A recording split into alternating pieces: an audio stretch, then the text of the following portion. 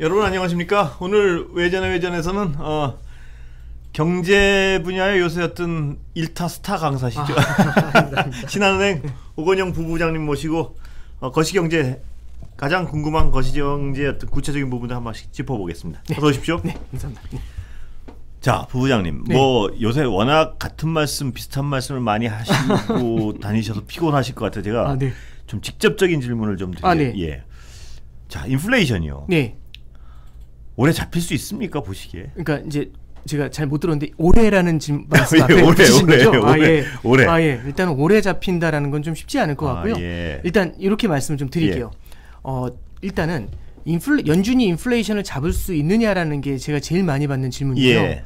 근데 일단 표면적으로 말씀드리면 연준이 인플레이션 잡는 방법을 알고 있고요. 예. 얼마든지 잡을 수 있습니다. 그럼 이제 황당하게 들리실 수 예. 있는데 이게 경기를 박살내버리면 그렇죠. 물가를 잡을 수 있습니다. 예. 근데 이제 질문이 바뀝니다. 예. 경기를 박살내지 않고 경기를 전혀 건드리지 않고 인플레이션을 잡을 수 있냐 이러면 전혀 다른 질문이 돼버립니다. 예. 이건 완전히 다른 질문이에요. 예, 그러면 저는 이제 뭐에 비유를 많이 하냐면 인질극이라는 말씀을 많이 드리는데 결국에는 인플레이션이라는 범인이 이 성장이라는 인지를 잡은 거죠. 경제 성장이 경기를 잡은 거죠. 아주 이해가 쏙 됐습니다. 네. 그다음에 딱 가리키면서 이제 말씀드리는 겁니다. 이제 연준이라는 이제 특수부대라고 생각을 하시면 되는데 쫙 둘러쌌어요 이미. 쏘기만 하면은 인질은 이 범인은 죽거든요. 그러니까 나 죽이면 얘 죽어 이거 아니에요? 그렇죠.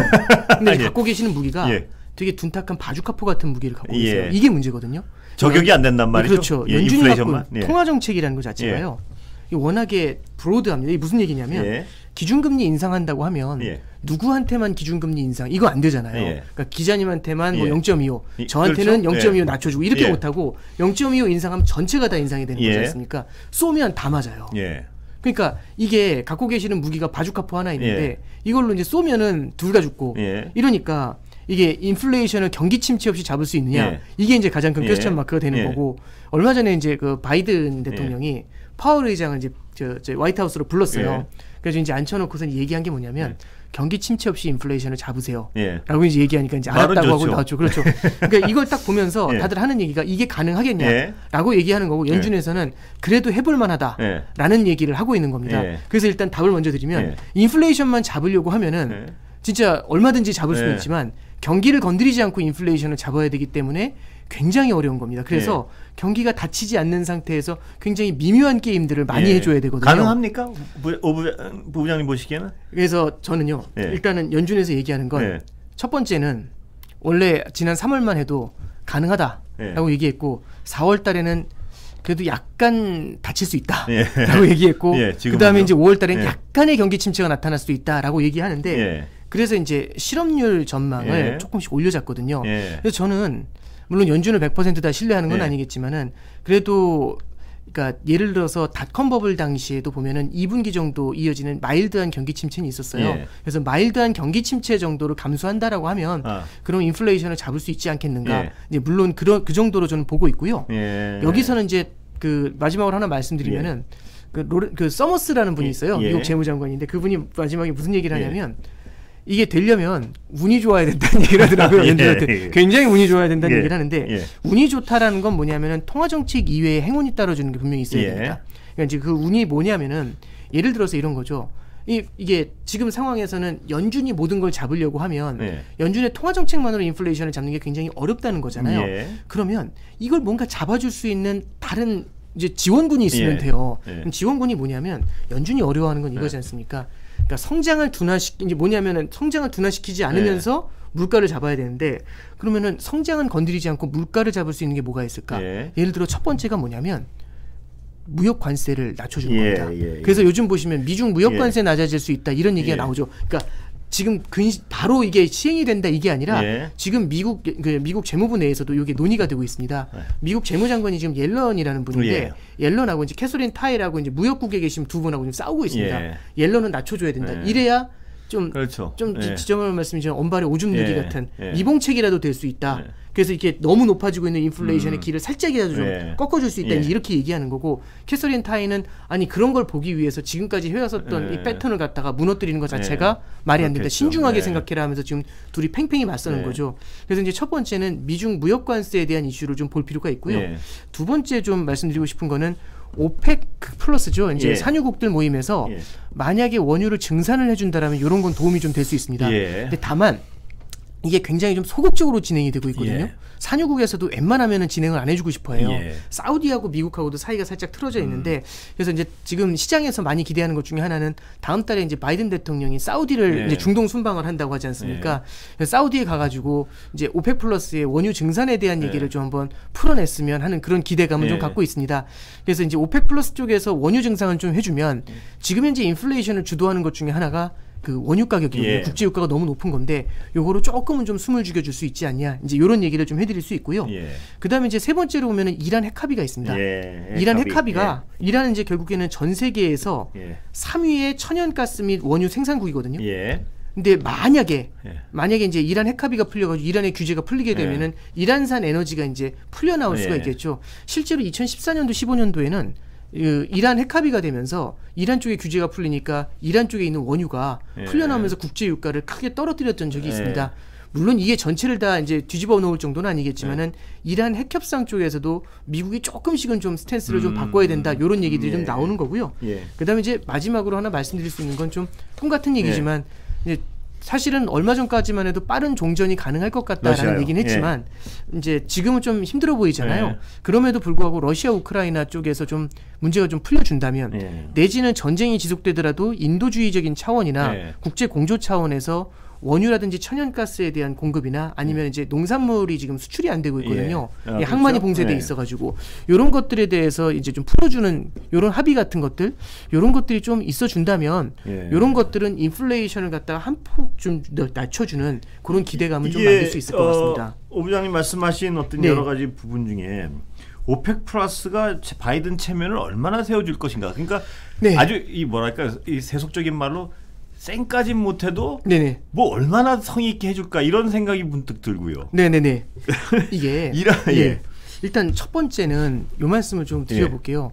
이게 이란 핵협상도 그렇고 오펙 플러스도 그렇고 전문가들이 그렇게 쉽지는 않을 것이다라고 얘기하는 이유 중에 하나가 결국에는 어느 한쪽이 이제 협상을 하는 건데 어느 한쪽이 지금 좀 코너에 몰려 있는 상황이지 않습니까? 그럼 이제 예를 들어서 이제 앵커님하고 저하고 합의를 하더라도 제가 급하다는 걸 알면 앵커님께서 더 버티겠죠. 그러지 않을까요? 이제 그렇죠. 이게 그러니까 러시아 우크라이나 전쟁도 우리가 지금 쉽지 않다라고 예상하는 것 중에 하나가 인플레이션이라는 걸 인질로 잡아가지고 러시아가 더 길게 갈 수 있는 힘을 얻었다라는 얘기를 하는 거지 않습니까? 그래서 이제 이쪽에서도 이제 중동 이제 사우디 같은 경우도 오펙 플러스 같은 경우도 그렇게 호락호락하게 미국의 말을 다 예전처럼 들어주지는 않을 것이다라는 얘기도 있고. 두 번째는 이게 과거에 오펙 플러스가 미국의 셰일오일 생산 때문에 한번 크게 좀 혼이 났었던 적이 있어요. 15년도, 16년도에. 미국도 무기가 있군요. 그러니까 이 미국도 결국에는 그 산유국들이 원유 생산을 할 때 자기도 셰일오일 생산을 크게 늘리면서 2017년도에는 원래는 사우디하고 러시아가 산유국 1위였는데 2017년도, 18년도에는 미국 셰일오일 때문에 미국이 1위 산유국이 되버려요. 저도 언뜻 기억이 납니다. 그러니까 이게 산유국들 입장에서는 좀 황당하다는 느낌을 받았겠죠. 그러면서 이제 되게 배신감 이런 걸 느꼈는데 그러면서 이제 유가를 꺾어버려가지고 사실 우리가 지금 국제 유가 100불대를 보고 있지만 몇 년 전만 해도 마이너스 유가도 받고 장기 저유가를 경험했던 적이 있습니다. 그래서 산유국들 입장에서도 이게 지금이야 뭐 이렇게 탄탄해 보이면서 어떤 뭐 실제로 수요가 너무 센 것 같아가지고 유가가 좀 올라 있는 것 같지만 언제 꺼질지 모르고 또 과거에 이제 미국하고 함께 거래를 하면서 나타났었던 그런 일종의 뒤통수 이런 것들에 대한 기억들이 좀 남아있죠. 그래서 오펙 플러스에서도 우리가 이거 생산할 수 있는 여력도 사실 크지 않고 그리고 수요가 계속해서 유지가 될 거라는 보장이 없지 않냐. 그러면은 지금 상황에서 우리가 설비 투자 늘려가지고 원유 생산 크게 늘렸는데 만약에 수요가 신기루처럼 사라져버리면 우리만 또 한번 피보는 거 아니냐 이제 이런 얘기를 하는 거죠. 그래서 이 오펙 플러스도 쉽게 동의하기는 어려울 것이다라는 얘기를 좀 하고 있습니다. 근데 이제 다만 한 가지만 말씀드리면 국제 공조라는 건 누가 봐도 안 될 것 같지만 너무 어렵잖아요. 서로가 너무 어려운 상황이 되면은 그때는 손을 잡습니다. 그렇습니까? 참고로 지금 오펙 플러스 같은 경우도 러시아하고 사우디가 지금 손을 잡아놓은 상태거든요. 지금이야 러시아하고 사우디가 얼마든지 손을 잡을 수 있다라고 생각을 하지만 불과 5, 6년 전만 해도 러시아하고 사우디는 별로 안 친해 보이거든요. 일단 느낌만 봐도 서로 안 친해 보이잖아요.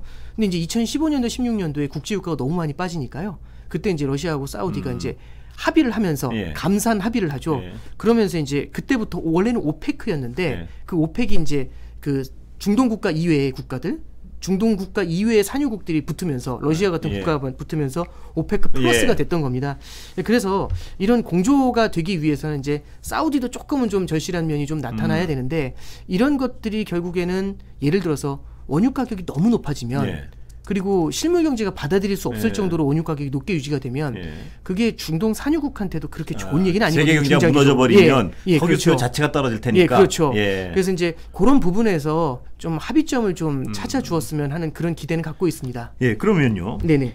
이 4번까지 중에 한두 개가 좀 해결이 되고. 네. 그래서 약간 숨통이 트일만 하면 지금 연준으로서는 저 인질은 무조건 구하고 싶을 테니까요. 네네네. 그럼 약간 마일드하게 올해 이자율을 급격하게 안 높이고, 약간 뭐 어느 정도 수준, 네네. 그게 어느 정도인지 모르겠는데요. 네네네.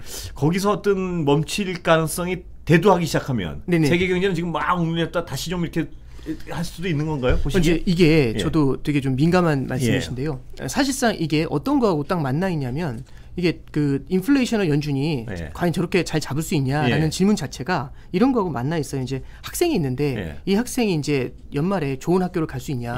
그랬더니 이제 사실 알 수가 없잖아요. 근데 누구한테 달려 있는 거냐면 사실 그 상담해주는 전문가한테 달려 있는 게 아니라 학생 스스로가 얼마나 하느냐에 따라 다른 거잖아요. 그러니까 이제 연준이 지금 여태까지는 확실히 물가 잡겠습니다 이렇게 얘기하면서 0.25 올릴게요.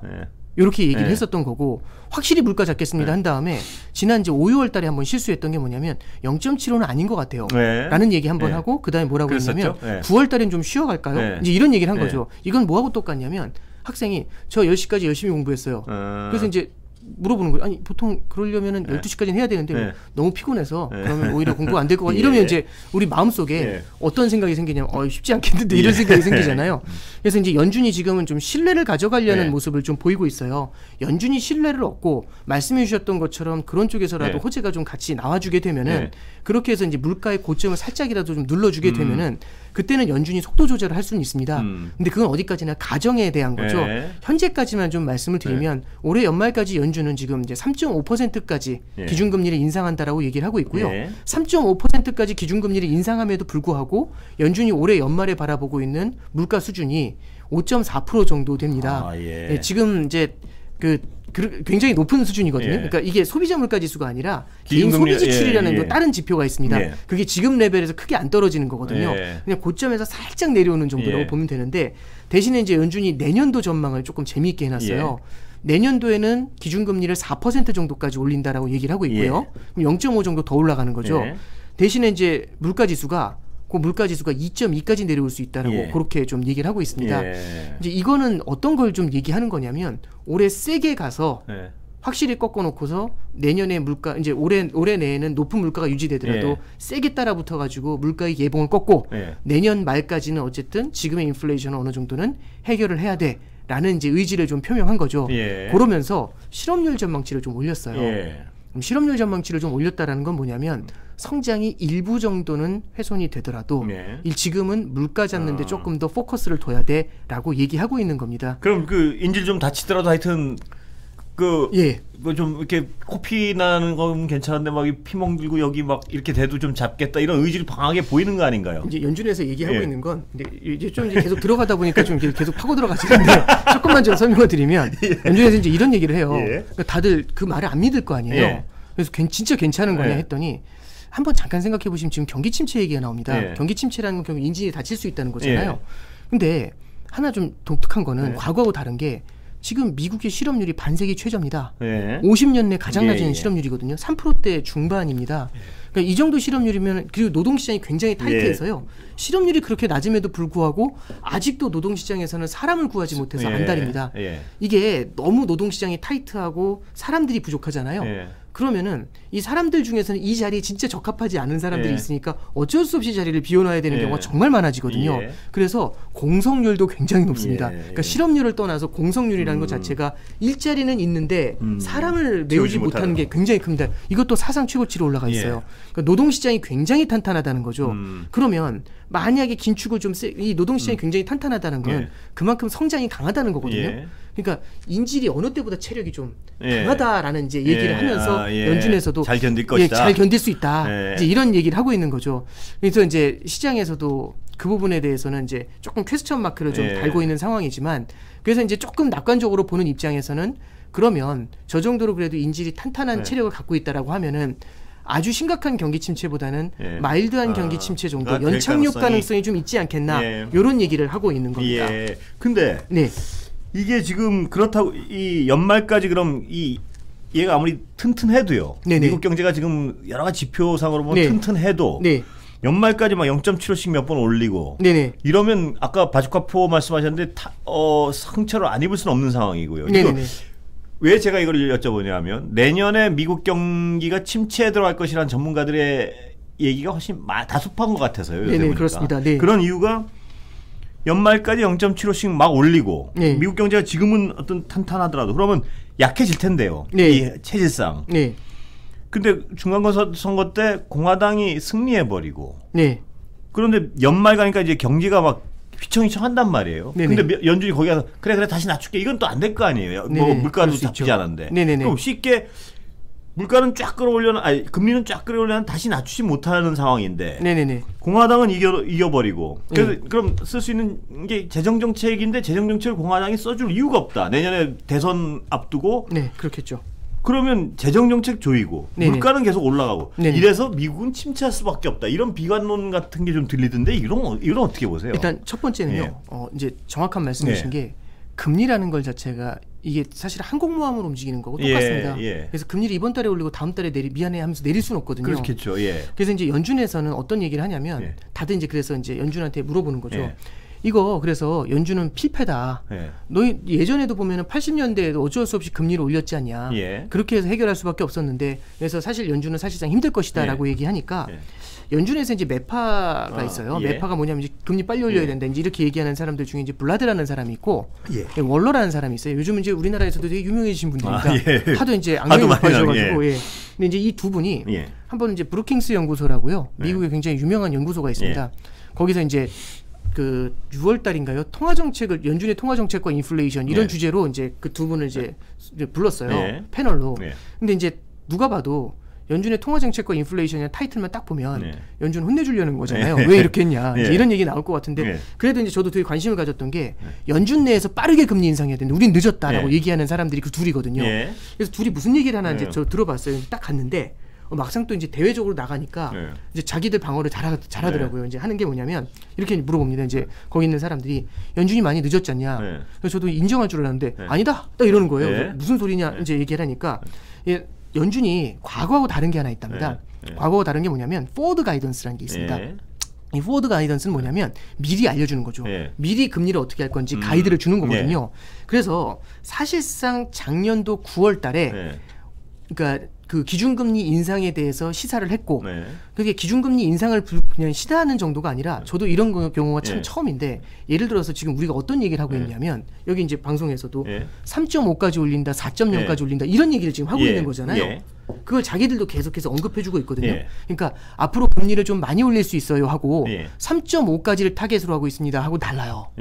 그러면 많이 올릴 수 있어요 그러면 어느 정도가 많은지를 모르니까 금리가 그 정도까지 못 따라 올라가는데 3.5까지 올릴 수 있어요 하면은 아 여기가 타겟이구나 하면서 그 정도까지 시장 금리가 끌려 올라가는 경우들이 있습니다. 그래서 선반영이라고 이런 걸 이제 주식시장이나 채권시장에서 얘기를 하죠. 선반영을 보다 클리어하게 할 수 있게 해줬어요. 그래서 이제 블라드가 얘기하는 게 그거더라고요. 우리는 이미 작년도 9월 달부터 포워드 가이던스를 굉장히 명쾌하게 줬다. 그래서 작년도에 이미 채권 시장에서는 기준금리를 인상하지 않았음에도 불구하고 채권 시장에서는 금리가 빠르게 올라왔다라고 얘기를 하고 있고요. 실제 지금 보면은 미국 채권 금리가요. 3.2, 3.3 이렇게까지 올라갔어요. 근데 아직 지금 미국 기준금리가 1.75거든요. 1.5에서 1.75거든요. 그러면 기준금리가 1.5에서 1.75인데 채권금리가 벌써 3.2, 3.3 이렇게 올라가 있다는 얘기는 그만큼 뒤쪽을 갖다가 미리 땡겨서 반영하고 있다는 얘기죠. 그러면 예를 들어 이런 겁니다. 기준금리라는 거는 중앙은행이 시중은행하고 거래하는 금리거든요. 정확하게 말씀드리면 시중은행끼리 이제 거래가 되는 금리인데 그냥 쉽게 그냥 중앙은행이 시중은행하고 거래하는 금리다라고 보면 되는데 사실 개인이 한국은행이나 FRB를 거래할 수는 없지 않습니까? 페드 거래할 수 있는 미국 사람은 없거든요. 시중은행이 아니면 거래를 할 수가 없어요. 그럼 우리가 만나는 금리는 기준금리를 만나지 못하거든요. 네. 그럼 우리가 만나는 금리는 시장금리를 만나게 되죠. 네. 국채금리라든지 예금금리를 만나게 되는데 미국의 국채금리가 이미 올라갔다는 얘기는 금리를 올리기 전에 이미 포워드 가이던스로 그 정도의 긴축효과를 미리 내고 있는 겁니다. 그래서 늦지 않았다. 예, 그렇죠. 그래서 이제 늦지 않았다고 얘기한 거죠. 근데 이게 어떤 함의를 갖고 있는 거냐면 이미 금리가 올리지 않았음에도 금리가 올라가 있는 거예요. 시장이 마치 금리가 그만큼 올라가 있다라고 지금 계속 느끼고 있는 겁니다. 기준금리가 그만큼 올라가 있다고. 그래서 채권금리가 이미 올라가 있으니까 실질적으로는 이미 금리를 올린 것과 같은 효과를 체험을 하고 있다라고 보시면 될 것 같아요. 그러면 실제로 만약에 이 금리 레벨에서 만약에 시장이 어느 정도 부담을 느끼고 흔들린다라는 모습을 보이면 이쪽에서는 기준금리 인상을 조금은 천천히 가는 조절을 할 수가 있겠죠. 그러니까 직접 올린 다음에 미안하면서 내리는 게 아니라 올릴 거야라고 얘기하면서 그러니까 전쟁에서 가장 좋은 건 안 싸우고 이기는 게 최고지 않습니까? 올릴 거야라고 말을 해서 시장이 그걸 겁을 먹고 믿게 만들고 그걸 통해 가지고 좀 풀어내 가려고 하는, 만약에 여기서 만약 조절이 된다라면 이쪽에서 생각보다 금리 인상 속도를 천천히 가는 이제 그런 방법들을 조금 고민해 볼 수가 있겠죠. 그런데 만약 연준이 그렇게 하면 예를 들어 안도한 시장이 이야 뭐 이러면서 또 쫙 이럴 가능성이 있는 거 아닌가요? 중요한 표현을 좀 해주셨는데 그러니까 결국에는 이게 뭐냐면 지난 5월달이 그랬어요. 지난 5월달 FOMC 때 그 파월 연준 의장이 무슨 얘기를 하냐면 0.75% 인상하는 건 테이블 위에 없습니다. 이 얘기를 했어요. 굳이 할 필요 없었던 얘기를, 그게 이제 실수였다라고 다 얘기를 하는 거거든요. 그리고 이제 그 얘기가 딱 나오자마자 시장이 환호를 했는데 환호하면서 딱 이틀 동안 주가가 올랐거든요. 근데 이제 문제가 생깁니다. 어떤 문제가 생기냐면 그 다음에는 갑자기 주가가 급락을 하기 시작을 해요. 시장에서 어떻게 받아들였냐면 이거 만약에 연준이 저렇게 티미하게 행동을 하면 물가를 못 잡을 것이고 그러면 저 뒷북치는 연준이 뒤따라서 금리를 나중에 확 잡아 올릴 텐데 그럼 이거 물가가 더 커지는 거 아니냐. 이제 이런 얘기를 하게 시장에서 이런 컨센서스가 만들어지거든요. 그러면서 이제 시장을 한번 뒤흔들어 놔요. 그래서 이제 말씀해 주셨던 것처럼 만약에 연준이 티미하게 행동을 하면 시장이 또 되게 방긋하면서 확 반응을 할 수가 있습니다. 이게 여태까지 지난 10년 동안의 학습 효과를 통해서 만들어진 것이고 이런 건 이제 바이 더 딥이라고 하죠. 밀리면 사자. 주가가 밀리면 무조건 사면 된다. 이런 심리가 굉장히 강해진 겁니다. 근데 이 심리라는 거는 바뀔 수가 있죠. 한동안 이 밀리면 사자라고 했는데 계속해서 밀리는 그 기간이 길어지고 하면은 이 바이 더 딥의 심리도 지치게 돼요. 그렇겠죠. 지치게 돼요. 그러면 나중에는 어느 정도까지도 바뀌게 되냐면 그럼 이제 밀리면 떨어지면 사자가 아니라 올라오면 팔자라는 이런 식으로 이제 로직이 또 바뀌어 나가는 경우도 그렇겠죠. 생기게 되죠. 그래서 이제 말씀드리고 싶은 거는 만약에 자산 가격하고 인플레이션이 물가가 연동이 돼 있다라면은 이 자산 가격에 대한 어떤 너무 뜨거운 심리들, 연준이 조금만 풀어줘도 막 하늘로 주가가 날아가는 이런 심리들, 이런 것들이 예봉이 조금은 꺾여주는 거를 연준이 기대할 수도 있다라고 좀 생각할 수 있을 것 같습니다. 그렇다면 종합적으로 오 부장님 보시기에는 지금 연준의 의도가 대강 먹힌다는 가정하에 그러면 연말까지는 어떤 마일드한 내년까지요. 마일드한 경기 침체에 인플레이션 어느 정도 잡힐 가능성, 거기 약간 어떤 기대를 해봐도 되는 거군요. 이게 연준도 왜 그렇게 자신 없는 모습을 보이고 있냐면 이렇게 보시면 될 것 같아요. 지금 인플레이션을 끌어올린 요인은 세 가지입니다. 결국엔 첫 번째는 뭐냐면 러시아 우크라이나 전쟁처럼 공급망의 이슈가 1번이고요. 그다음에 두 번째는 미국의 소비 수요가 굉장히 뜨겁습니다. 소비 수요가 뜨거운 이유는 고용도 강했고요. 보조금도 엄청 좋고 유동성. 금리도 낮았었고 그다음에 이제 물가도 사실은 지금 올라왔지만 사실 재작년에 코로나 때는 굉장히 낮았잖아요. 마이너스 유가였지 않습니까? 그럼 이제 마지막 하나 얘기할 수 있는 건 자산 가격이 올랐습니다. 이 5가지가 붙으면서 소비도 굉장히 강했거든요. 그럼 공급망이 문제가 생겼는데 소비가 터져 있으니까 물가가 많이 뛰었고요.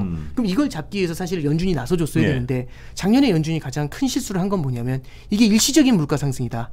이렇게 얘기를 하면서 되게 계속 그랬었죠. 격만한 태도를 취했죠. 그래서 3박자가 맞은 겁니다. 수요는 강했고 공급은 약했고 마지막으로 그걸 파수꾼은 좌시하고 있었고 요 셋이 만나니까 이렇게 강한 물가 상승을 만들어낸 괴물을 만든 거거든요. 근데 지금 바뀐 게 있습니다. 첫 번째 제일 먼저 바뀐 건 연준은 확실히 바뀌었죠. 그거는 모두가 공감할 겁니다.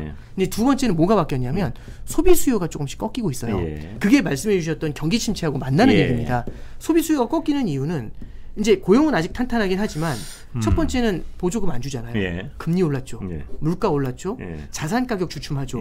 그러면 과연 작년에 했었던 것처럼 그런 탄탄한 소비 수요를 계속 이어갈 수 있을까? 그래서 점점 소비 심리가 조금씩 꺾이는 모습들이 나타나고 있어요. 그러면 세 가지 중에 두 가지가 지금 반대로 돌고 있는 거지 않습니까? 이거는 인플레이션의 고점을 확인하고 꺾어 누를 수 있다라는 기대감을 만들게 합니다. 근데 이제 마지막 하나가 있죠. 공급망이 있죠. 지금 제가 앞에 4개를 말씀드렸었는데 좀 우리가 희망적으로 봤으면 좋겠다고 네 가지를 말씀드렸는데 그 4가지 다 공급망하고 관련이 돼 있는 거죠. 사실상 원자재에 대한 공급하고 해당이 되는 거죠. 근데 이 4가지는 사실 예측을 한다는 것 자체가, 그러니까 러시아 우크라이나 전쟁이 그렇습니다. 언제 끝날지를 예측한다는 게 연준 입장에서도 그래서 의회에서 증언을 할 때 러시아 우크라이나 전쟁의 불확실성이 굉장히 크다라는 얘기를 해요.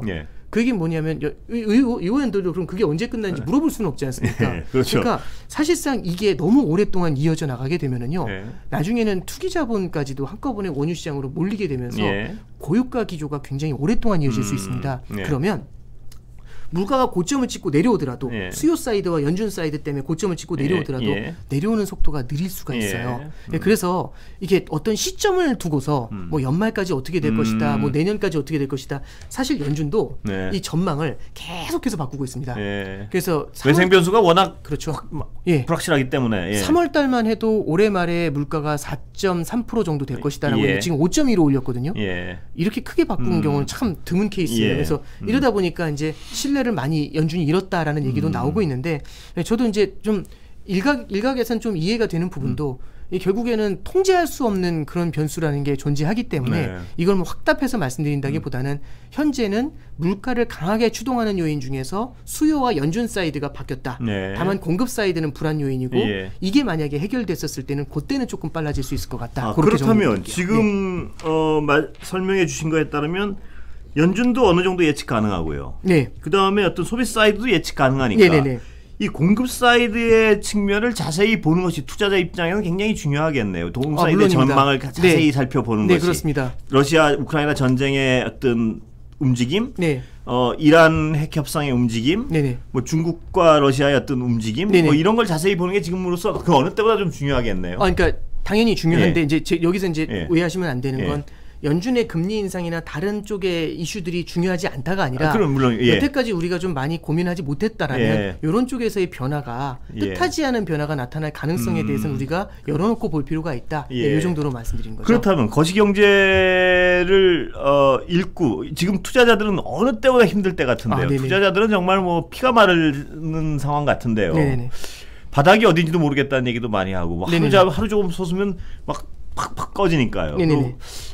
어떻게 전략을 세우는 게 좀 바람직합니까, 보시기에? 저는 일단 첫 번째는 이제 올해 내내 이제 투자자분들하고 이제 말씀을 나누다 보면, 제가 주식 전문가는 아닙니다만 매크로 경제에 대해서 말씀을 나누다 보면 되게 이제 심플하게 생각하시는 분들이 있어요. 어떤 케이스냐면 이제 많이 떨어졌으니까 이제 들어가야지라는 말씀을 지금 그런 분들이 오늘도 들어가고 있다는 말씀 같은데요. 되게 이제 그 말씀을 되게 쉽게 해주시는 게 고점에서 이 정도 내려왔으면 들어가도 되겠다. 근데 사실 어떤 근거가 있다라기보다는 지난 10년 동안 금융위기 이후에 10년 동안 보면은 경험이죠. 주가가 어느 정도 떨어지면은 연준에서 돈을 풀어줘가지고 밀어올리고 돈을 풀어줘서 밀어올리고 이랬거든요. 근데 연준이 그렇게 돈을 많이 풀어줄 수 있었던 이유는 금융위기 이후에는 계속해서 디플레이션 심리가 자리했었기 때문입니다. 디플레이션 심리가 자리한다라는 거는 물가가 오르질 않으니까 편안하게 돈을 풀어줘도 화폐 가치가 떨어지는 인플레이션이 찾아오지 않거든요. 그렇기 때문에 그렇게 어쩌면은 되게 편안하게 돈을 풀어줄 수 있으니까 그럴 때는 물가가 이제 주가가 떨어지거나 이럴 때 이제 밑에서 사면 연준이 부양을 해주면서 밀어올리는 그런 그림들이 반복됐을 겁니다. 근데 지금은 인플레이션이라는 게 너무 강하게 나왔잖아요. 40년 만에 인플레이션이라고 합니다. 그러면 연준 사이드에서 들어오는 부양책이라는 거 기대하기가 상당히 어렵습니다. 그 얘기는 뭐냐면은 연준이 안 주냐 못 주냐의 문제인 거죠. 그러니까 과거에는 연준이 이런 거 주가 떨어질 때는 연준이 나서는 게 아니야. 이런 게 안 주는 거거든요. 그럼 이제 주가가 너무 많이 떨어져서 너무 힘들면 어쩔 수 없이 줄 수밖에 없지 않습니까?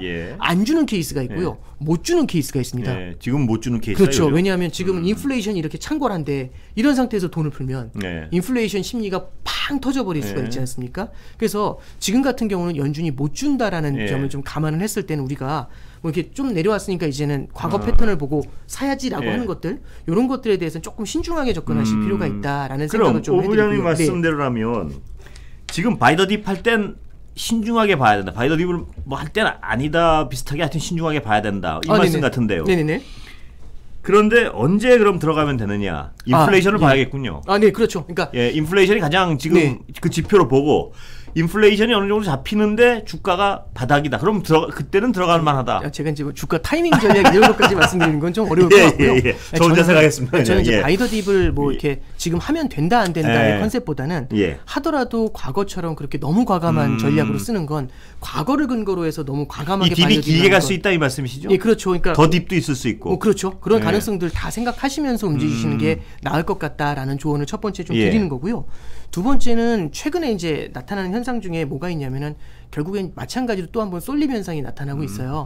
어떤 쏠림이냐면은 많이 떨어진 것들을 빼면서 오히려 최근에 좀 올랐던 그런 자산군들로 또 자금이 몰려가는 모습인데 대표적인 예를 들어가지고 이제 원자재라든지 이런 쪽에 대한 수요가 좀 늘어나는 걸 좀 볼 수가 있습니다.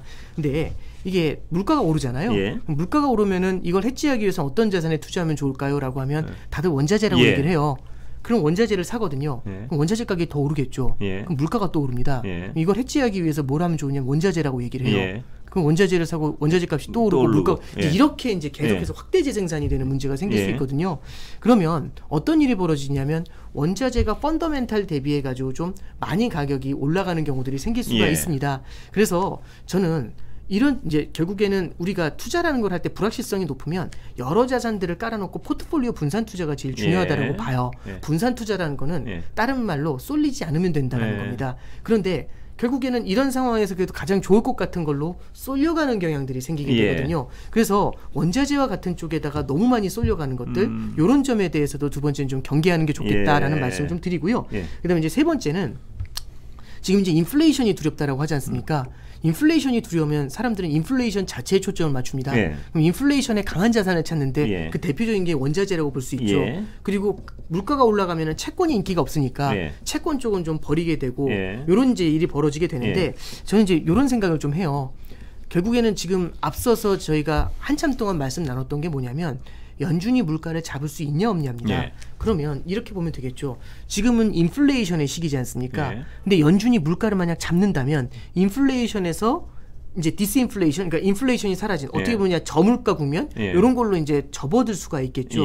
그러면 저물가 국면에서는 고물가 국면하고는 투자할 수 있는 매력적인 자산이 좀 달라질 수가 있습니다. 그러면 저물가 국면에서는 오히려 원자재가 인기가 없을 수 있고요. 그리고 저물가 국면에서는 오히려 채권이 더 인기를 끌 수 있어요.